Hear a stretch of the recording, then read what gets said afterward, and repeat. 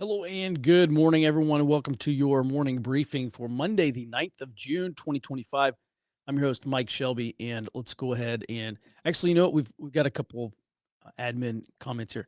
Number one, if you have beta access to the new website, we have this new open source intelligence platform coming out, new membership site as well.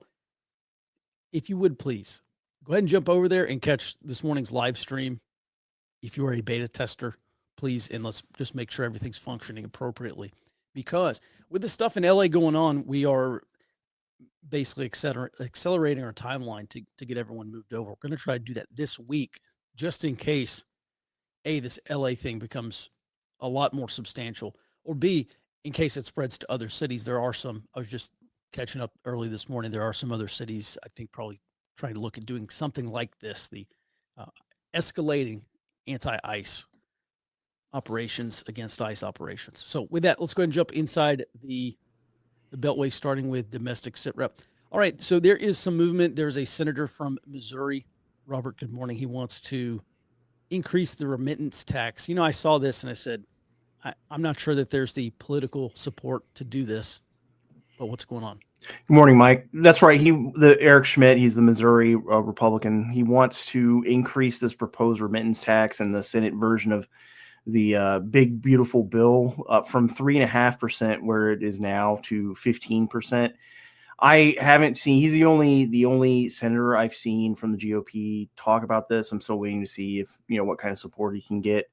And the proposal was originally 5%. It was negotiated down to 3.5%. So I'm not sure what support there is, but there does seem to be a strain within the GOP, especially people who are much more aligned with Trump and the Trump administration, to increase or to put in one of these remittance taxes and increase it significantly, which I think part of that is, one, to increase the amount of funding available for border enforcement and deportations, and also to encourage self-deportation, just because there are a lot of resource constraints that we've seen the Trump administration run into. Mm-hmm. And we have seen that at DHS. I know that DHS Secretary Kristi Noem said that some of those DHS programs had been curtailed or suspended so that funding could be moved to enforcement operations. So, valid point. All right. Thanks for that. Let's go ahead and move on to domestic drone security. Robert, go ahead. So President Trump issued a series of executive orders on Friday, and the intent of these executive orders, according to the White House, is to both bolster domestic drone supply chains and also increase domestic counter drone authorities. And one of these, or the first of these orders, is directing the Commerce Department to identify risks to U.S. drone supply chains, and also told federal agencies to prioritize purchasing domestic-made drones over foreign-made drones.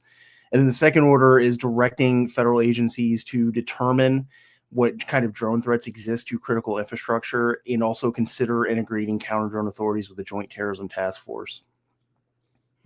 Okay. All right. Just Robert, briefly, my question is one of practicality. Practically, I don't believe that there are any drone defense technologies. Maybe Anduril has one, but other than Anduril, I've not seen anything that says to me that the United States is prepared to, say, defend a nuclear power plant or a stadium or anything else from a large drone swarm, which is becoming maybe will become the MO for these types of attacks. Is there anything in this EO that talks about deploying these technologies? I didn't see any specifics about what and how to deploy them. This is, from what I can see, mostly telling these cabinet level agencies and federal agencies to determine the feasibility of countering drones. And I think right now the focus isn't yet on drone swarms. They are still trying to figure out how to deal with individual drones, especially, I think we talked a few weeks ago about both foreign adversaries and the cartels using surveillance drones on the border to surveil military facilities, and they're exploiting those jurisdictional gaps. And I don't even think that the Trump administration or the federal government are at the level yet of even trying to counter a potential drone swarm attack. Mm-hmm. All right. Well, fair enough and great point. Let's move on to the FBI. So FBI Director Kash Patel, he was on the Joe Rogan show Friday, and he said that the FBI is working with the Indian government to curtail the global fentanyl supply networks that he said are originating in China. And this has been a long time concern, even under the Biden administration, and an acknowledgement that China is the biggest source of fentanyl and fentanyl precursors that make their way to the United States. And he said that the Trump administration is going to sanction some of these companies in India that purchase those fentanyl precursors from China and then pass them on into the U.S. And they're also going to start seeking criminal charges against these companies, both in India and here in the United States. Mm-hmm. Staying on that, just a different kind of drug. We saw this executive order on drug prices, and there's some concern that there's going to be unintended consequences. So, what are those? So there's a couple of drug price research firms, and one of those is called 46 Brooklyn, and they're saying that this EO that is, as we mentioned when we covered it before, is going to require U.S. drug makers to match overseas prices. They said are going to lead to, or could lead to, a systemic collapse of Medicaid and Medicare drug rebate programs. They also said the response from U.S. drug makers to this EO could be to pull out of these rebate programs or into overseas medication sales to avoid price controls. So because the EO requires the drug manufacturers to match the lowest price in a set of countries that have a comparable economy to the United States. And if that drug does not exist overseas, if they're not selling it overseas, then they don't have a drug to price match to.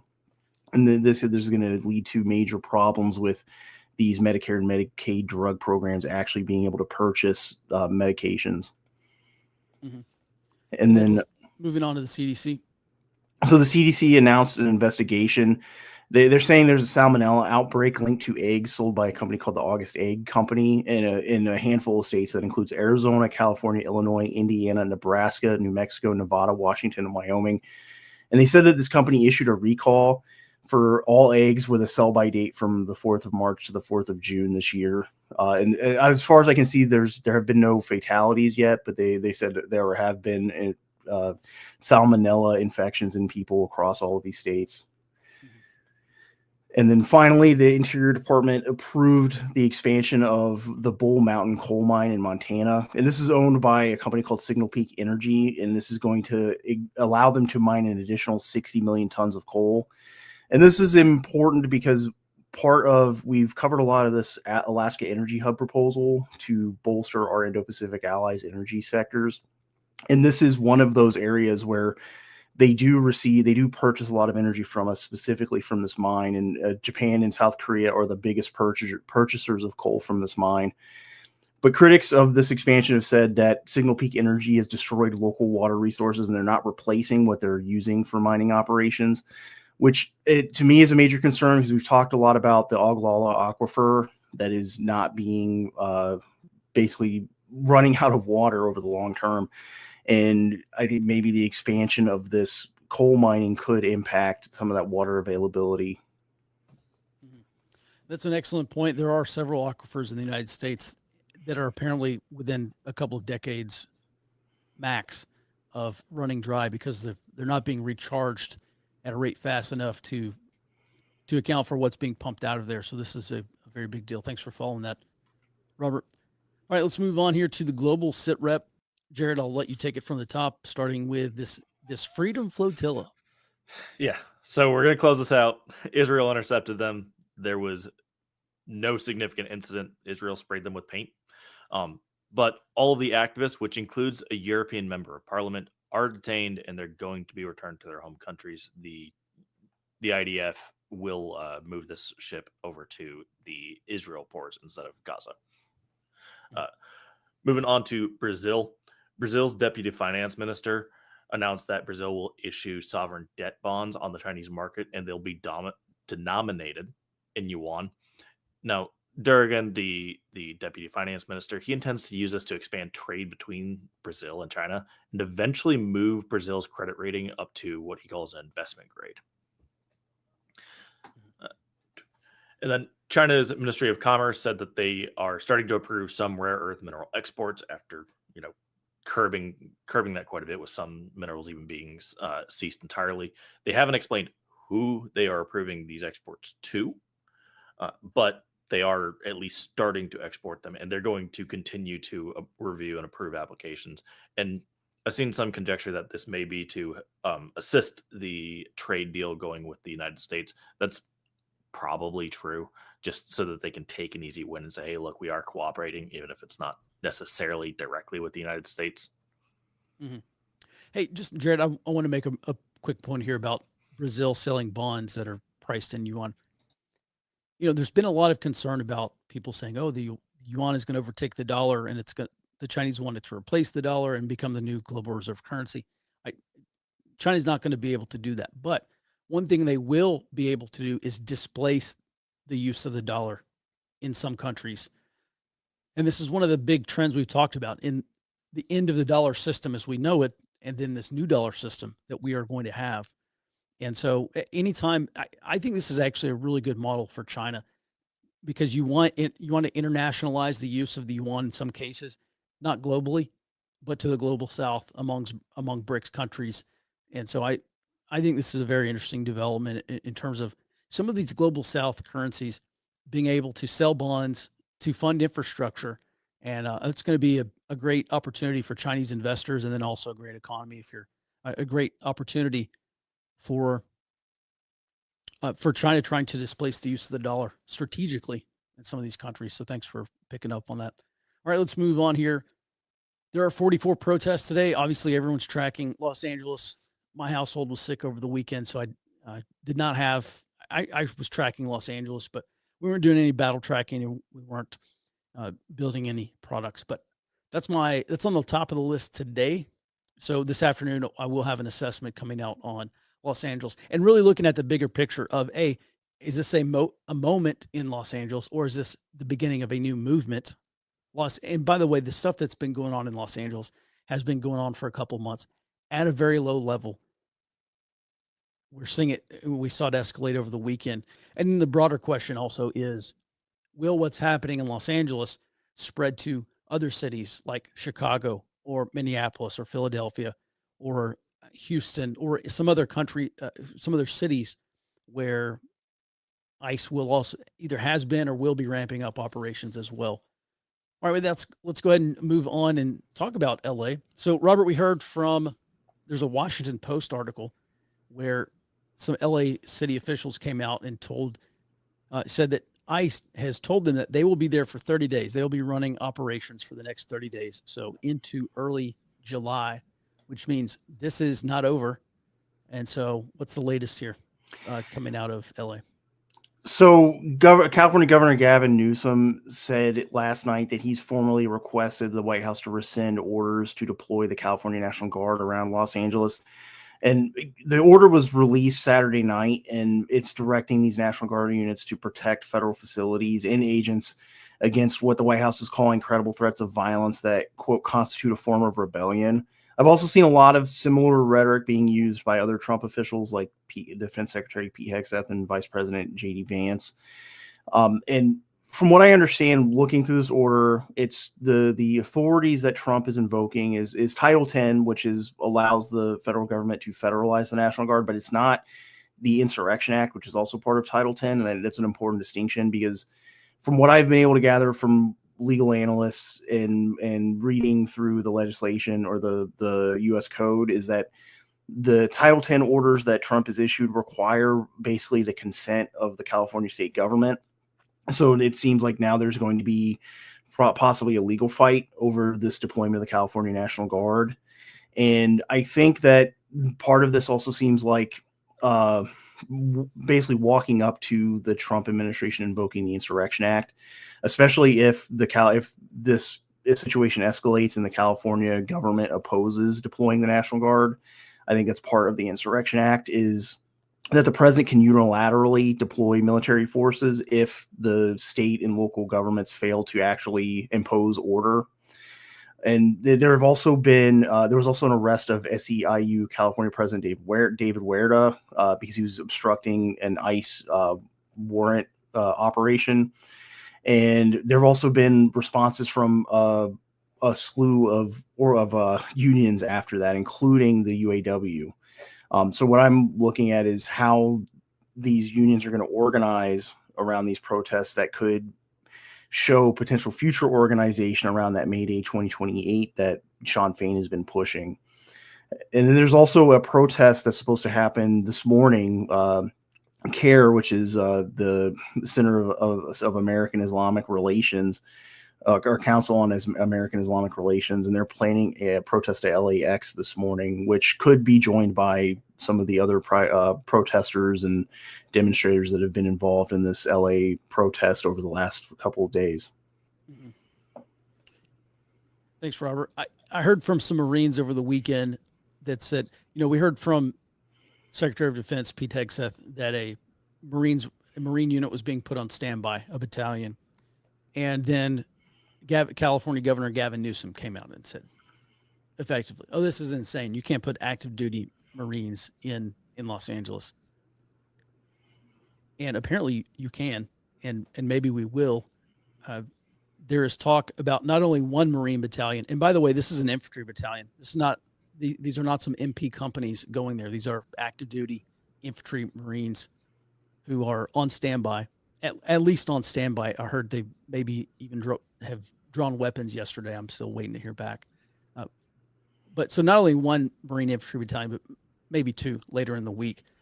And we are crossing a threshold here if this becomes the case.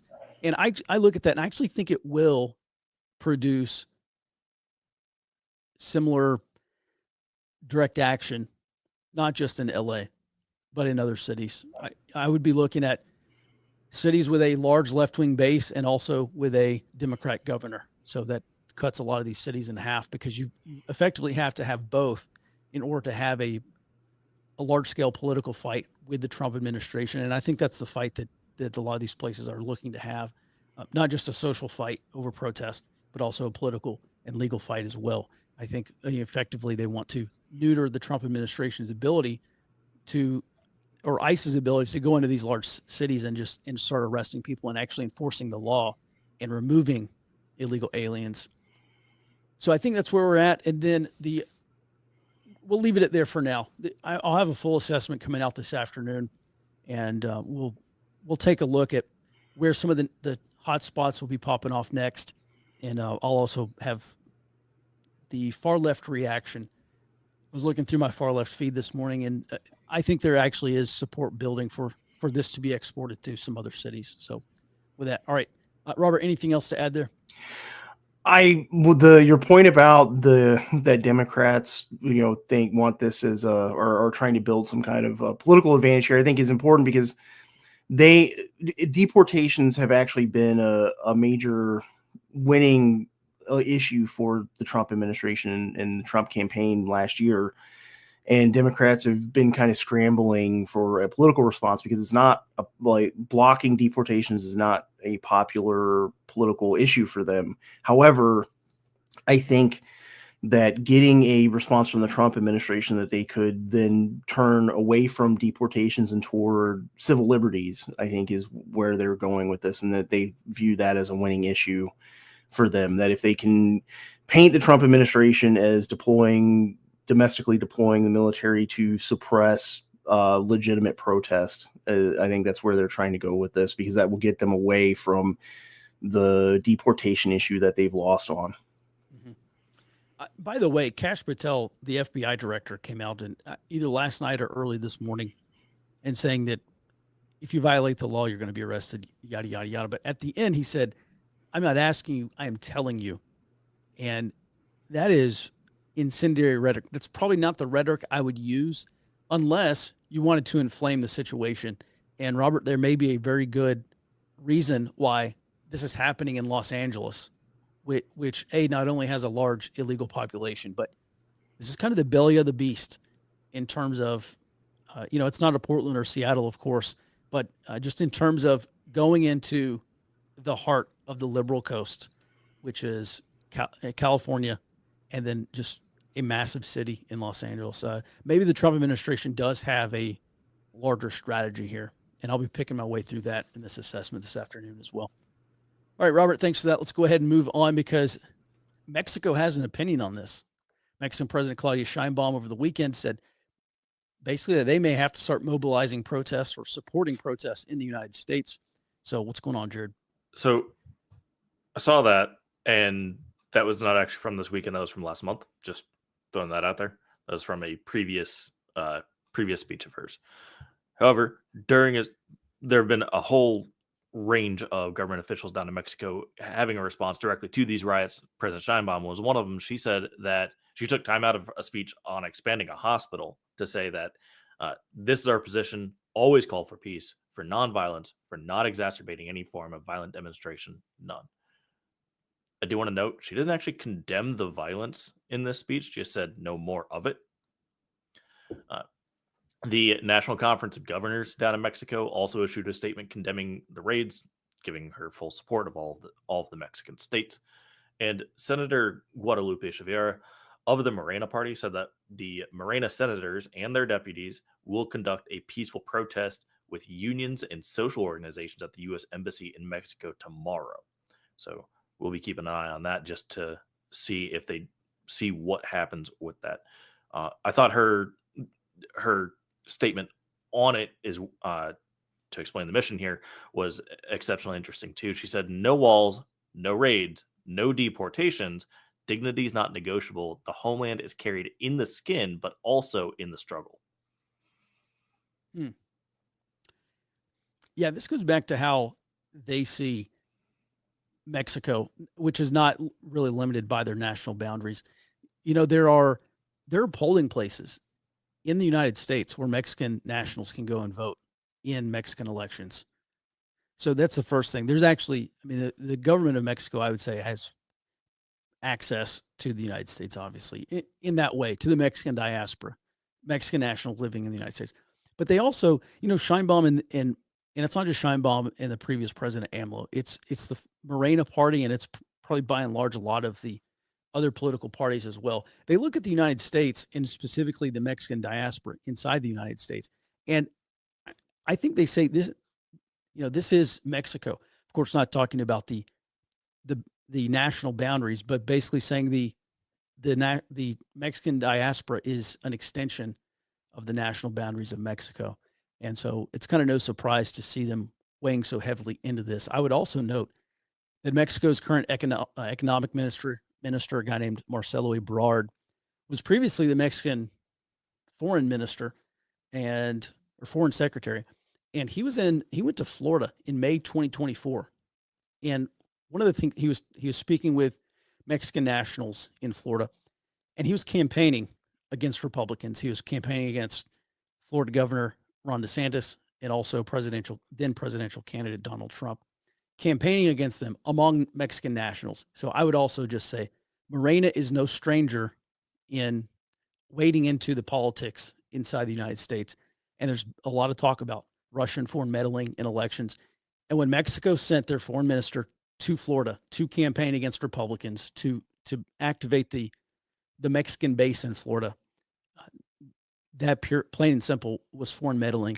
And we covered it at the time because I saw it and I said, this is interesting. What is this guy doing in Florida? And so I started reading a bunch of Mexican news articles about it, about how he's holding all these meetings with these Mexican groups in Florida. And I said, well, this doesn't look right. And I didn't see that get major play from mainstream media. Nobody talked about it. The Biden administration obviously didn't push back on a foreign representative inside the United States campaigning against his political opponent. So I would just say that the Mexican government may be an influence on this whole situation as well. So thanks for that, Jared. All right, let's go ahead and move on here. One of the things, Robert, we've heard from FEMA is that this FEMA 2.0 plan is planning to push responsibility and funding for emergencies more onto the states and get it off the federal government's plate. And now some emergency managers are saying, we're just going to go ahead and plan for FEMA to be essentially non-existent in some of these state level emergencies we have. So what's going on? Yeah, these local emergency management officials are saying that they're not expecting a FEMA response during natural disasters this year. And the National Center for Disaster Preparedness, which is run out of Columbia University, said that rural areas are actually probably going to be the most impacted by this shifting of responsibility down to the state level, because they say rural areas are not going to have the resources or expertise to effectively respond to natural disasters. From what I could find, experts and emergency management experts say that the vast majority of natural disasters are already handled at the state and local levels. And from what I could find in the numbers, 2023, there were 24,000 significant disasters in the U.S., but only 60 were actually declared federal disasters. But the Trump administration pushing this responsibility down to the state level, I think, could make disaster response slower and weaker due to tighter state budgets. As we're already seeing some of these states try to cut spending because they are anticipating having to take on more funding responsibilities from the federal government. But I think the key policy change that's going to most significantly hinder these disaster responses is, we've talked about this a few weeks ago. There's a proposal to increase the per capita damage cost before federal funding kicks in, and it's going to be a 3 or 4 times increase, I think, from something like $1 per capita to almost $4 or $5 per capita. And that is going to significantly increase the state level responsibility, especially for states that have a lower population density. Mm-hmm. All right. So bottom line here is probably expect at least in the near term, expect an even worse disaster response, which is very important because we are in the beginning of hurricane season. All right. Thanks for that, Robert. And moving on here to the last item of the day. All right, Jared. So one of the trends you have been following is further encroachment of the Chinese People's Liberation Army Navy, and now they're selling a carrier past the second island chain. So first of all, what are we looking at here? What is quote unquote past the second island chain? When you think of the Pacific, what that means, wide open ocean, they're officially there now, per the Japanese, which is the first time we've seen a carrier strike group from the Chinese in that part of the Pacific. I could not find any record of it. I don't ever remember seeing that. Even the Japanese are saying, hey, this is the first time. So this is the farthest they've ever been, which we just said the same thing last week, but here it's considerably farther. And past the second island chain also refers to a strategy of containment by the U.S. and its allies, where you use the first island chain, which you can see from Japan moving down to Taiwan and the Philippines on the left side of this map here. There's a second island chain coming down from Japan directly south, kind of between the 6-7 and 6-8 box there. Now, this is incredibly important for China. This is absolutely a milestone. So moving past the second island chain shows that they can do it. Previously, it was all within the first island chain, more or less staying around Taiwan, which pigeonholes them. And the Chinese carrier strike group composition was also notably similar to the American concept, where there was a cruiser, which is an air defense asset, and a destroyer, which is one of their primary surface combatants, guarding the carrier. However, they do have to rotate frigates and corvettes into the groups at different points. You can see at 6-7 and 6-8, the compositions are actually different. 6-8, they add frigates. Now, why does this matter? Like I said, this is likely the first time that they've operated beyond the second island chain. I certainly couldn't find any other record of it.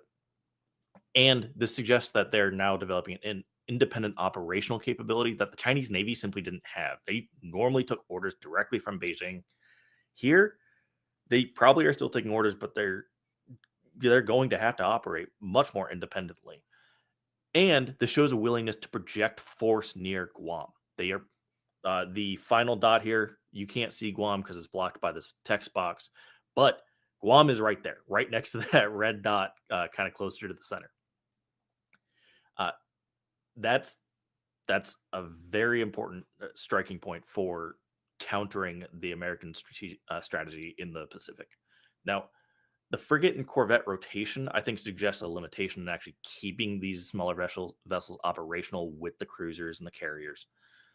And this is a pretty significant limitation because China will basically need to constantly have a rotation of these smaller forces through a potentially active combat zone, which doesn't seem likely, or they're going to have to pre-position these forces in order to actually maintain an appropriately sized carrier strike group.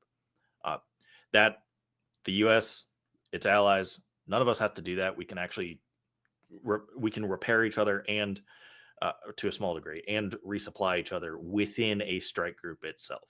The Chinese don't appear to have that capability yet. If they want an interim capability, like I said, they would have to pre-position these forces. So that would potentially mean getting basing rights out in the second island chain. So I will absolutely be keeping an eye on, are they going to develop that level of diplomacy in the second island chain? Jared, you've previously said this Liaoning carrier strike group is predominantly a training unit, correct? Okay. Yes. Could this be rehearsal? Maybe a rehearsal or kind of a walkthrough for what would an attack on Guam look like? I don't think so yet, just because if you look at where they actually go, they would basically have to pass Guam to come back to Guam. So it doesn't look like they would have conducted an attack. Like the U.S. Navy would have seen them go past Guam. So you're not attacking Guam from behind. However, this is likely being that it's a training carrier strike group, they're probably developing the ability and thus, hey, here's the doctrine. Here's how you go actually conduct these maneuvers to get out to these major seas, to hand off to one that can practice that. So it's kind of like a preliminary step to what you think is coming. Okay. So this could be the first sign of increased Chinese activity or presence out near Guam. I think so. I would be shocked if we don't see another one of these, at least within the next year, if not by the end of the year. I fully expect one of the operational carrier strike groups, probably one of the operational carrier strike groups, to move past Guam again, just to show presence, show that they can do it, and actually implement what the lessons learned are with these strike groups. All right. So when this hits the headlines and there's a national discussion on what Chinese carriers are doing out near Guam, what is, if that does happen by the end of the year, what's your big takeaway from this? I think the Navy is going to end up having to do a lot more shadowing ops out in this area, maintain a rotational presence, which is not hard. Japan is right there. You come down, I want to say it's around 1,000 miles away. So a couple of days out to Guam, do a couple of weeks out there, and then head back to Japan. That's not hard, and you would just need probably a destroyer or two. You could constantly do that.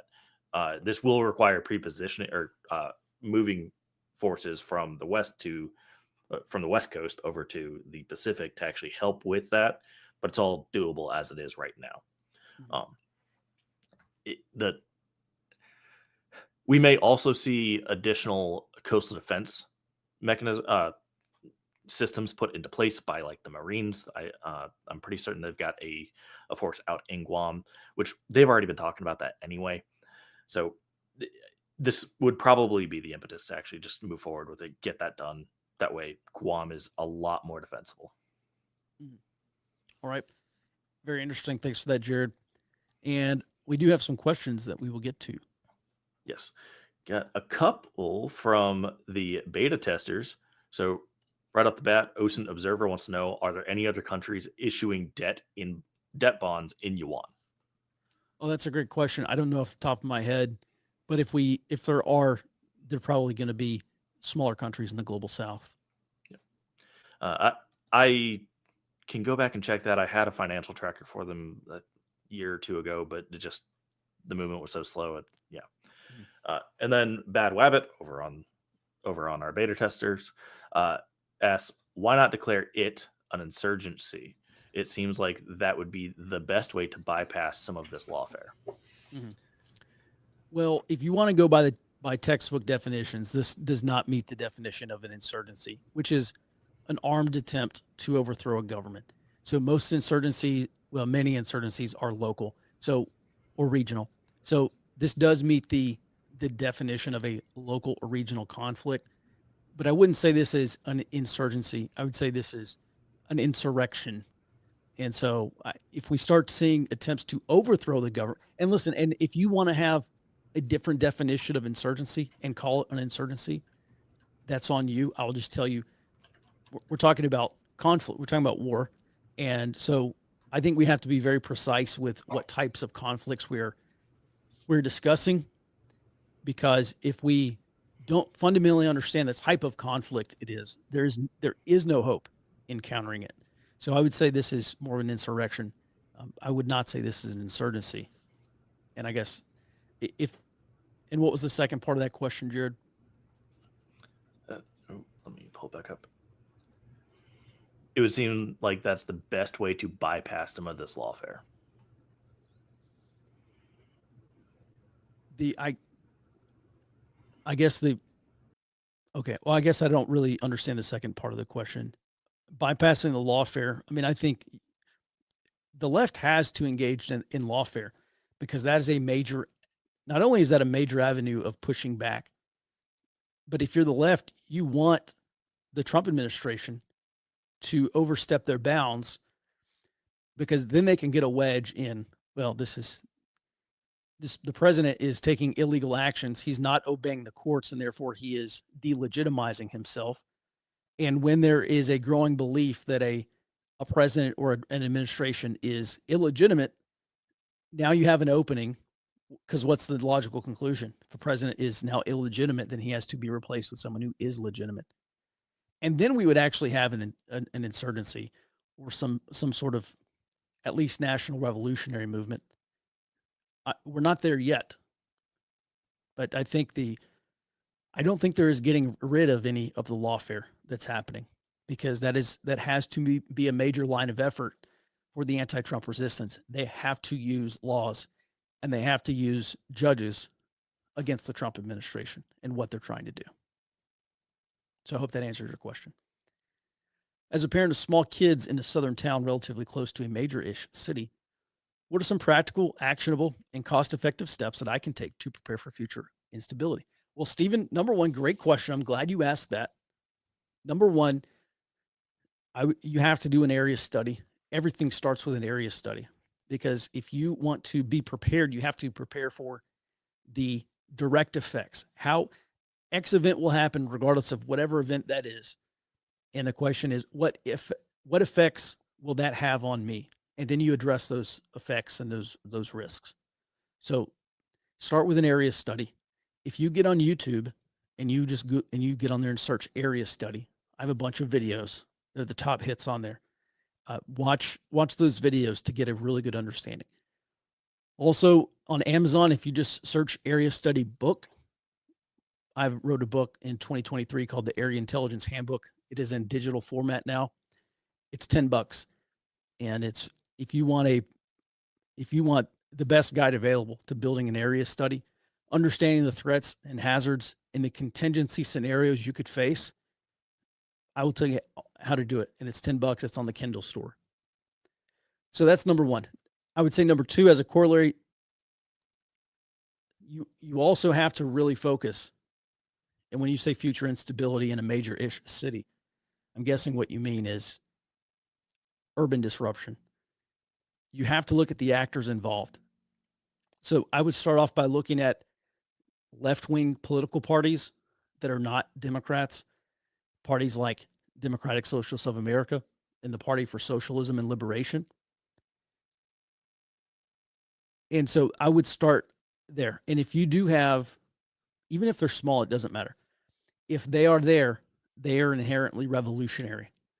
And then I would start looking at the more social groups. So do you have far left groups like Antifa chapters or Antifa affinity groups there? In the South, there have been historically some pretty unique far left groups in the South. I don't even know if they really exist anymore, but Redneck Revolt is one of those. And I'm sure there are some spinoffs, and I think there was some other group that they had. At any rate, you have to start looking at those, and I would start looking at those on social media. I wouldn't, you could do a Facebook search real quick just to see, but most of them are not going to be on Facebook. Most of them are going to be on alternative social media networks. So one of those is Mastodon, Blue Sky. There's a handful of others. And so you've got to start there, because identifying these groups, if you know that these groups are in your area, that automatically means you're at a higher risk. If those groups are not in your area, that automatically means you're at a lower risk, because these are the primary groups engaging in activities that cause the instability. So that's where I would start. Now, in terms of preparedness, yeah, Reddit is another great one. In terms of getting physically prepared, physical preparedness, I'm not the guy to ask. I'm not super prepper extraordinaire. There's millions of them in America. But I would look and I would just say 2 weeks. Think about what you are going to need in that scenario of disruption. Like if you can't get to the grocery store, or if there's some sort of large scale operations and utilities are disrupted, or things around you are disrupted, if there are attacks on the power grid in the future as a part of some of these operations, then, because when we're talking about insurgency, historically, that's exactly what we're looking at. Then you obviously would probably need more than 2 weeks. So that I'll just stop there with the prepping advice, because there's a lot of other people who give a lot better answers about calories and what food to buy and whatever. So start with an area study. That's the bottom line. You have to understand your risk, and if you're not doing your area study and identifying the threats and the hazards and the contingency scenarios that you can face on a local level, then you're not preparing for those effects. So I hope that answers your question. Great question, by the way. Can we buy a copy of Mike's handbook directly through EWN? Not at the moment, but we will have a store, and we will have we ran out of print copies of the Area Intelligence Handbook. And so we will get those restocked, and those will be back up on the store on the new platform. And thank you, by the way. If the immigration protest goes kinetic, would the U.S. be facing a cartel-backed guerrilla war? I don't know the level of willingness the cartels are going to have to get involved in like guerrilla attacks against the government. It's not impossible, but you look at the cartels, and I think they may, some of the, and of course it depends on which actual groups and cartels you're talking about. They're not a monolith. I think most of them are pretty happy to sit back and continue to do what they're doing, which is making money through human trafficking and selling drugs and whatever other activities they're in. We would have to go. This is not my domain of expertise, and we'd have to go and probably look at these one by one. But I could see them getting more involved in terms of expanding their distribution areas, like trying to clear other gangs or other cartels out of other areas. And so, yeah, we may see something like that. We could. I won't say we won't, obviously. Next question. The UK has developed a microwave truck-mounted anti-drone weapon. Rheinmetall also developed a layered drone defense. Yep. Yeah, listen, I'm not saying that there are. Well, first of all, thanks for that. And I didn't mean to say that there are no drone defenses. I'm just saying it is a very much an industry in its infancy, and it's not like missile defense, which is a very well developed. Jared, anything else? Yeah, I say this one because I had something here. You're talking about land-based electronic warfare, and that's actually not very well proliferated. So there's a lot of technologies that have to be transferred basically from naval side over to the land side, and they're just simply not mass produced. So yeah, there are truck-mounted ones that do great for very limited areas, but protecting like a nuclear power plant, you have to worry about, okay, how do we make sure these don't get into the wrong hands, because they have to go into civilian hands. How do we produce enough of them to do that? They're, like you said, this is definitely in its infancy, but I do think it's coming. Been talking about that for like 2 years now, that EW is the future. Electronic warfare. Yeah, thank you. Mm-hmm. All right, do states' rights and laws override federal law? Well, it depends who you ask. I agree the U.S. should step in here, but how far do they take it? Which rights do they have over California state rights? All right, let's bring Robert on. All right, Robert, so states' rights, we've had that battle before, literally. My understanding is that the federal law enforcement has the ability to enforce federal law within the states.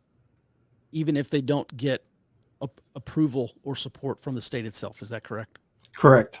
Okay. All right. So what is this battle over states' rights? Because we have heard Gavin Newsom take this argument.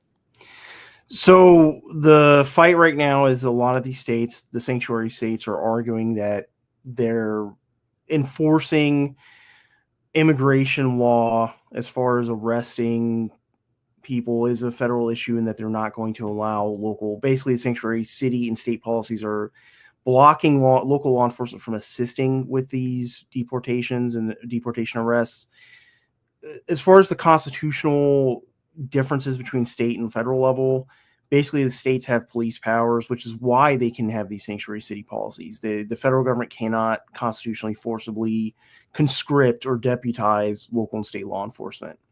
Where that starts to run over in this case, where like Trump is trying to deploy the National Guard and potentially active duty Marine units, is that under Title 10 that includes the Insurrection Act, the president does have the authority to deploy military forces for this type of operation if the state governments fail, or state or local governments fail to actually do anything about an insurrection or a general unrest. You're muted, Mike. Yeah. So bottom line here is that California, other than maybe getting an injunction from a district court judge, and maybe this goes all the way to the Supreme Court, but pending that, it does not look like California actually has the ability to legally stop ICE from enforcing the law within Los Angeles. Yeah, they can't stop the ICE enforcement. Newsom can, under the order that Trump gave, basically not allow Trump to take control of the National Guard. States can deny that under the specific Title 10 authorities. But if Trump does decide to invoke the Insurrection Act, then he can't block that either. Mm-hmm. I will just say this also. You remember when we had that big border scuffle between the state of Texas, between our DPS here and ICE back in, what year was that? 2022, 23? Yeah.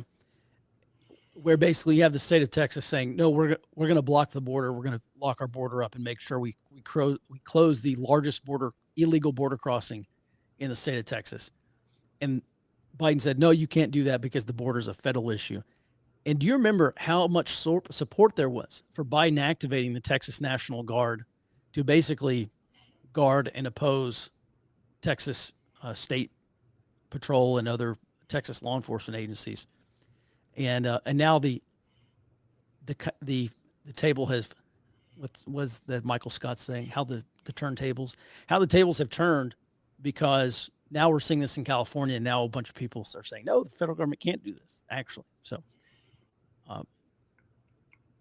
this just, more than anything, everything is politicized, and this really says to me, like, we really are still locked in a low-intensity conflict, which is a type of conflict that is beneath the threshold of conventional war. So we're not talking about tanks and bombers, but we're talking about a lot of lawfare. We're talking about a lot of political warfare, and we're even talking about political violence. And this just shows to me, I mean, what are we, 5+ months or almost 5 months into the Trump administration now, starting from January 20th. And at 5 months in, we're having this fight right now. So it's slower developing than what we saw from 2016 into 2017. But I would not be surprised if we eventually see something worse than 2020. I don't think it'll be this year, but it could be. Robert, anything else? No.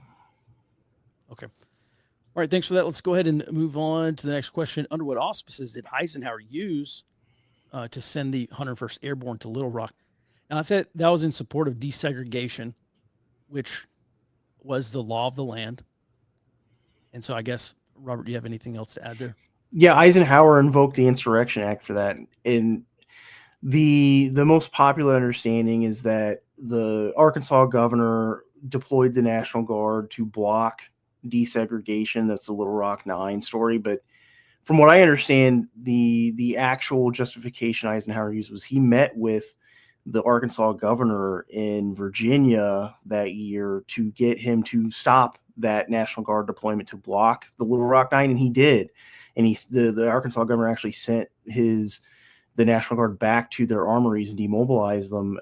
And the justification for the Insurrection Act from Eisenhower was actually that Little Rock, he wanted the governor to deploy the National Guard to actually protect the Little Rock Nine and protect this desegregation effort. And he did not. And that was the justification used for the Insurrection Act, was that the Arkansas state government was not basically bringing order. And so he invoked Title 10 Insurrection Act to send the 101st Airborne in.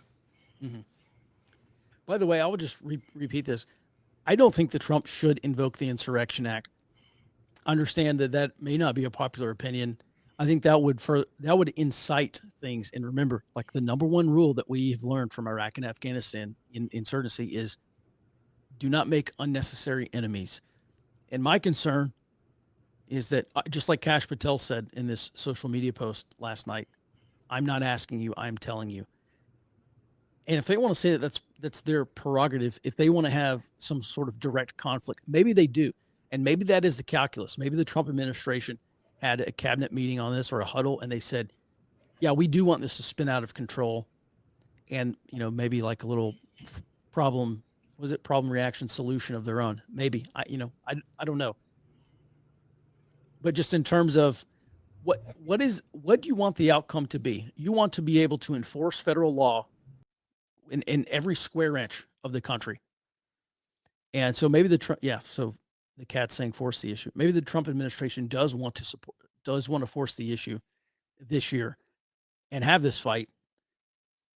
I can see one reason maybe why they're doing this in LA is because if they actually can force state and local officials to protect federal law enforcement, or to do what they can to go in and arrest the agitators and to stop the ringleaders, maybe it will have a demoralizing effect. So maybe the Trump administration sees Los Angeles as a culminating event. If they can win in Los Angeles, then they may be able to effectively win anywhere. I don't know. Tough to say. Can we bring Robert back on just real quick? So, Robert, I want to get your take on that in terms of the ability of the Trump administration to,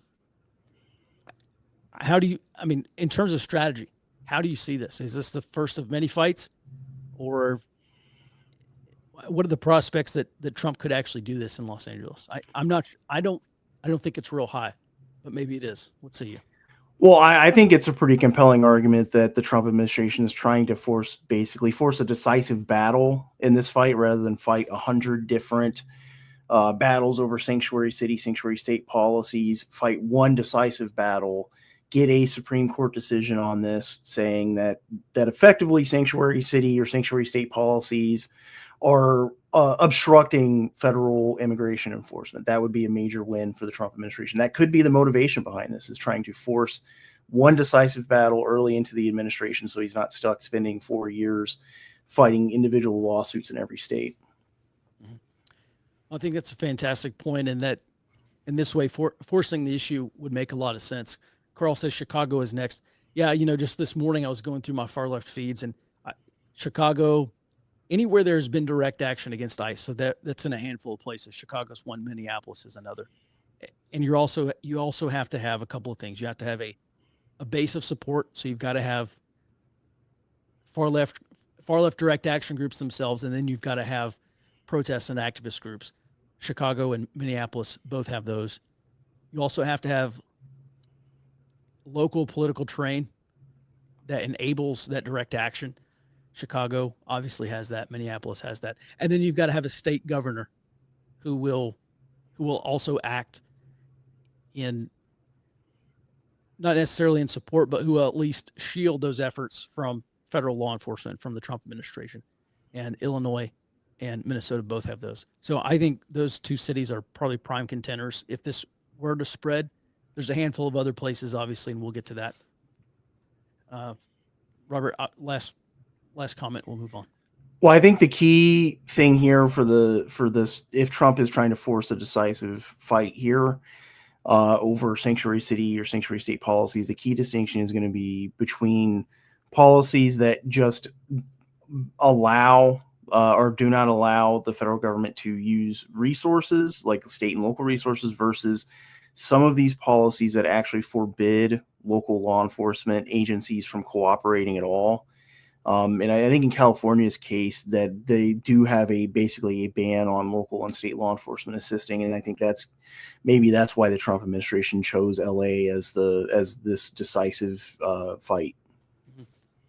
Well, let me say this: I didn't mean to imply that the Trump administration chose LA. I think operations were ongoing in LA, and we have seen operations elsewhere.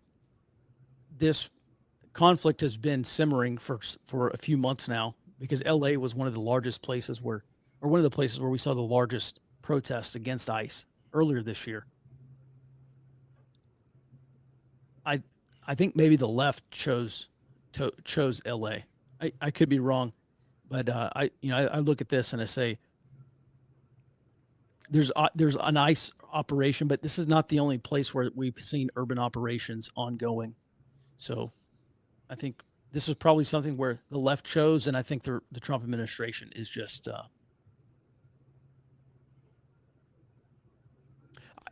maybe choosing for this to be a culminating or decisive fight, as you said, Robert. I think that's a great point. All right, let's move on to the next question. Why aren't investigations against the leadership, financial sources of organizations like Antifa, et cetera, being done under the auspices of RICO? Well, we have seen that before. We saw that in Georgia, and the Georgia State Police did an investigation. They ended up arresting something like 60 people, charging them under RICO, so racketeering, organized criminal conspiracy. A handful of them were also charged with domestic terror or under domestic terror statutes. I think we will see this. I mean, why aren't there investigations? Almost certainly the Trump administration has learned from 2020. And one of the biggest takeaways that we have when you go back and you read about low intensity conflict and insurgency, it is almost always that the government waits too long to act. In many cases, the government early on does not recognize the magnitude of the problem they have. And the problem is when you start seeing cop cars get lit on fire, it's too late. It's too late to stop this revolutionary movement in its organizing phase, because by the time we start seeing cop cars get lit on fire, and I haven't seen any police vehicles lit on fire, but obviously that could happen. And we did see those Waymo vehicles. And apparently some of these people may have been even calling for these Waymo taxis, and then the Waymo vehicles arrive and then they smash the windows and break into them and start a fire. So historically, the problem has been that governments wait too long. I don't think the Trump administration is waiting too long. So I would expect RICO charges. I would expect financial crimes to get involved. I would expect everything that we would see on the investigative side of a counterinsurgency, because it's very apparent that this is what we're buckling into, is counterinsurgency tactics against an insurrection that could grow, and it could grow to become an insurgency. I don't think it's there yet. I think we're just at the insurrectionary phase. So I think, why haven't we seen them? Well, probably because they're being done. They're being done secretly, which investigations tend to do, or tend to be. All right, next question. What are your thoughts on a red-green axis, communist Islamic jihadists growing within the protest? Yeah, I know people have talked about that for a long time, and we probably have kind of seen that with the pro-Palestinian movements, and I think, the question is, well, where has Antifa been? Well, I think a lot of them simply have gotten behind the pro-Palestine movement in the United States. And so I think that's a good point. I wouldn't argue against it.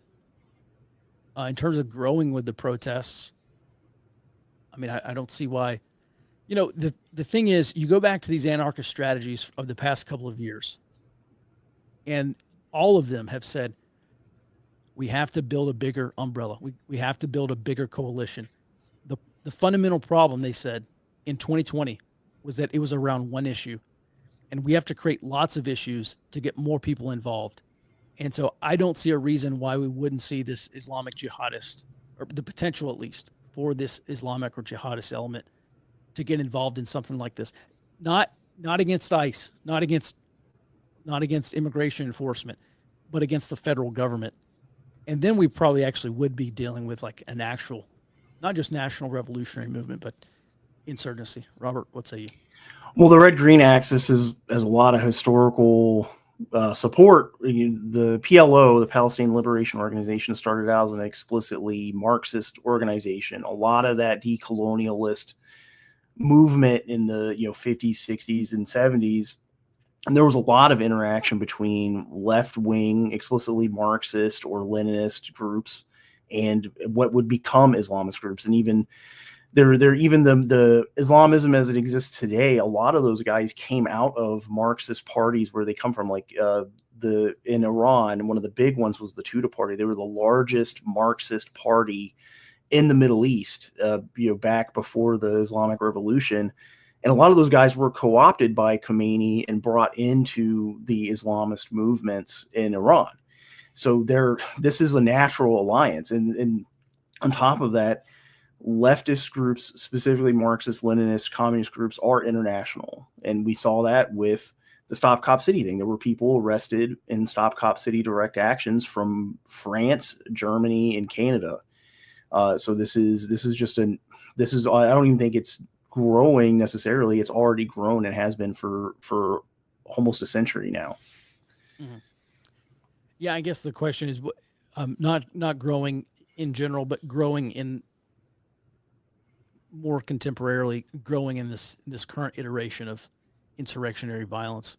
And by the way, Snake says there were some CHP vehicles lit on fire. And actually, I recall maybe seeing one of those videos. So if maybe there have been, like I said, I'll be all caught up today, and I'll publish an initial assessment this afternoon for early warning subscribers. And Robert, have you seen that video? I know there was a video circulating that was from 2020 of 2 police vehicles on fire. We know that video was from 2020, but I actually maybe do recall seeing a police vehicle lit on fire on 101. The video I saw, it was a group of California Highway Patrol vehicles, and the actual troopers were taking cover under the overpass, and there were people on top of it throwing rocks. And I didn't see any on fire, but from what I read, they were throwing incendiary devices, and I think this was last night. Okay. All right. Any other questions, Jared? Yes, we've actually got quite a few more. There is one more from the beta testers. WML is asking if it's time to reconstitute the House of Un-American Activities Committee.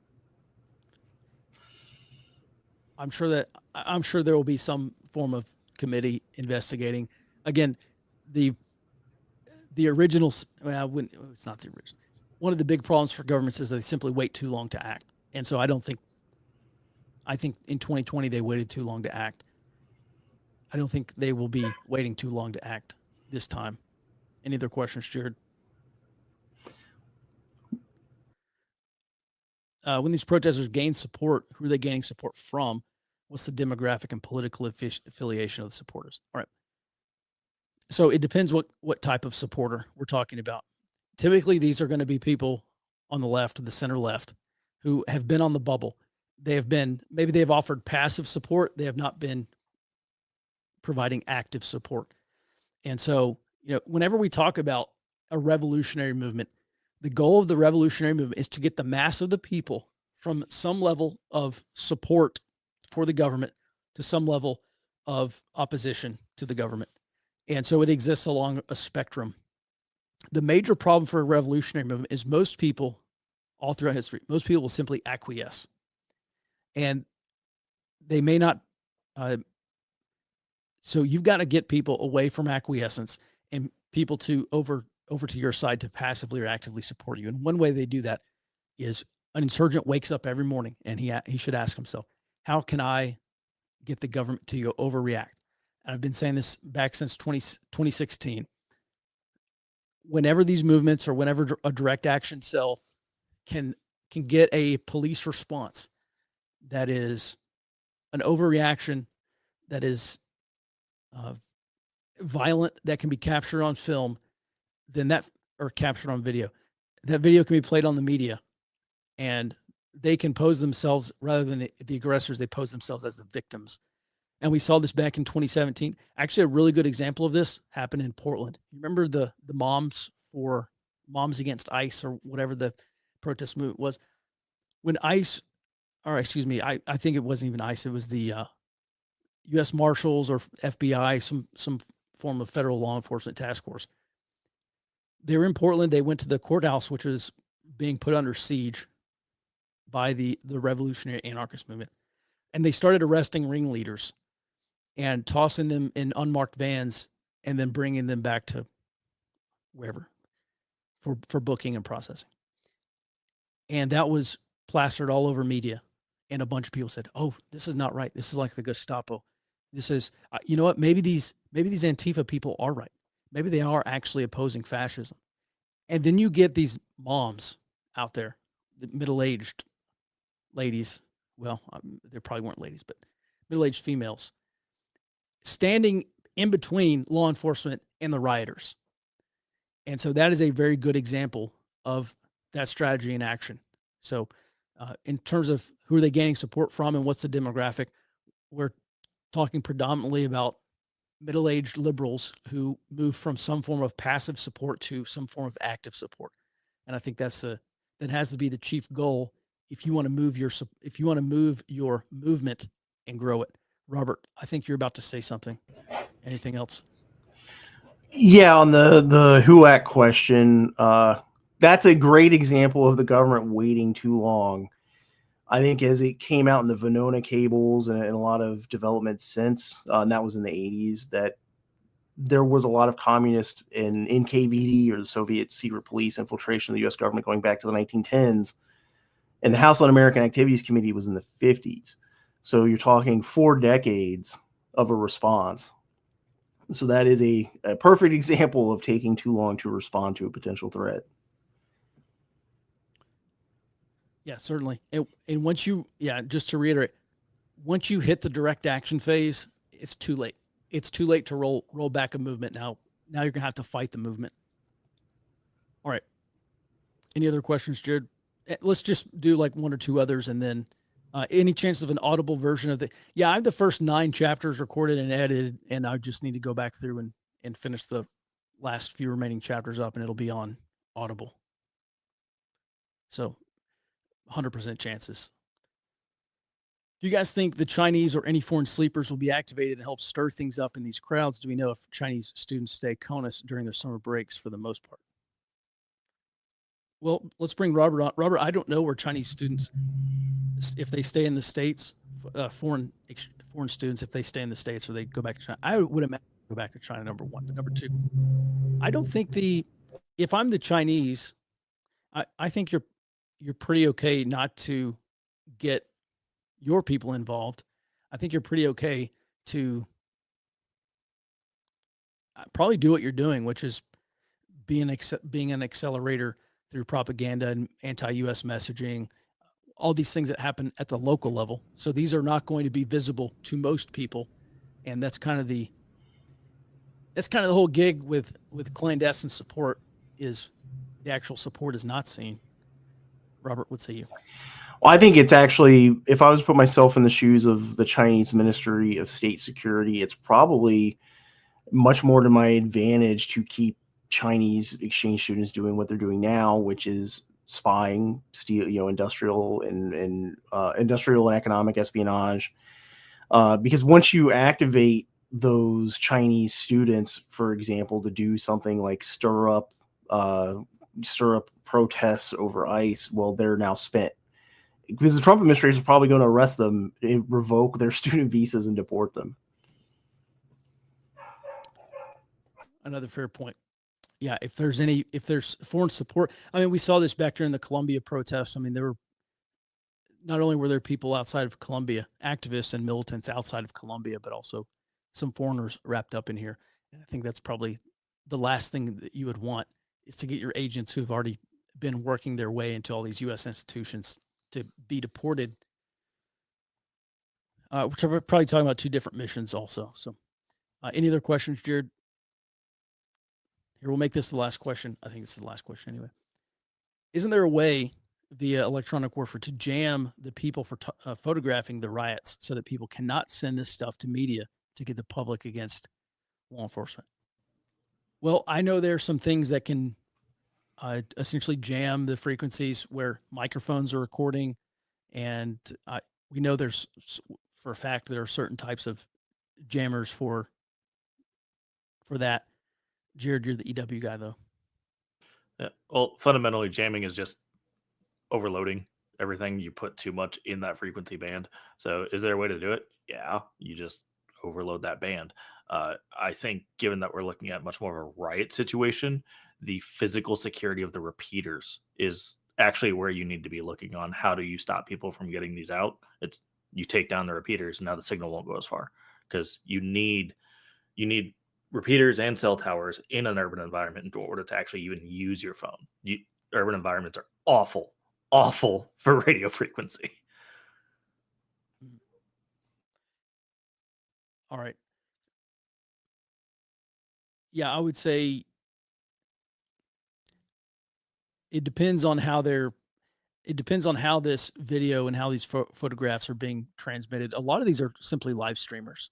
So could you somehow cut off internet access for live streamers? Then yes, they could record, but B, it won't be live streamed. I guess that's what Jared's talking about. All right, last thing. It is likely right now they're being told to stay here for fear of not getting back in. I could see a ban coming before the fall. I think that's a fantastic point. All right, everyone, that's going to do it for today's early warning briefing. By the way, we are going to get, I think it's this week, Rob is saying, we're going to try to get all early warning subscribers moved over to the new platform in time for this weekend, because June 14th is coming up. That's the next big national day of action. And that's when we'll probably see another, 3 to 5 million Americans come out and protest, which is going to give cover for these direct action cells. So we may see some repeat of LA happen in other cities as well. We want to be prepared for that. So we've built out the minimal viable product for this new OSINT platform we're developing. We're going to try to get everyone moved over, and then we'll open it to everyone, new subscribers as well, if you want to come check it out. What we're trying to build is an open source intelligence engine for stuff like this, because we're going to continue to deal with civil unrest, and probably a lot worse over the next few years. So with that, everyone, thanks for watching. That's going to do it for this Monday edition of the Morning Briefing. We'll be back in your inbox tomorrow morning, back on the show starting at 08 Central Time. Until then, be well and stay out front.